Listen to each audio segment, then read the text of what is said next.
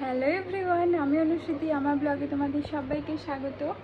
আজ হলো রবিবার, সানডে মানেই ছুটির দিন, অফিস ছুটি, বাচ্চাদের স্কুল ছুটি।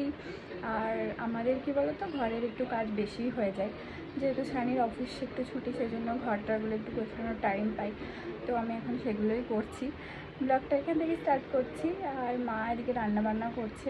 আজকে একটু পাঠার মাংস হচ্ছে, রবিবার, সানডে স্পেশাল। তো চলো দেখা যাক। আর ব্রেকফাস্টে একটু ম্যাগি বানিয়েছিলাম, বয়েল করে, ফ্রাই করিনি। আর এদিকে বিছানাটা পরিষ্কার করে রাখলাম, হাতে তুড়ি মেরে করিনি, কুড়ি মেরে কাজ হলে ভালোই হতো। আর ভাবলাম যে বিছানার এগুলো অনেক দিন ধরে পরিষ্কার করা হয়নি, ময়লা জমেছিল, অনেক দিন ছিলাম না। তো আজকে যেহেতু রবিবার, সানির অফিস ছুটি ছিল, অফিস থাকলে এগুলো করতে পারি না, কারণ ওর মিটিং টিটিং চলে সবসময়। সেই জন্য ভাবলাম আজকে একটু পরিষ্কার করে রাখি।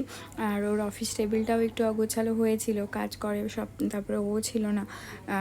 একবার পরিষ্কার করলে ভালো হতো, কিন্তু মানে এমনি পরিষ্কার বলতে ওই কভারটা আর কি, কভারটা 2-3 দিন পর একবার পরিষ্কার করে দেবো পারলে।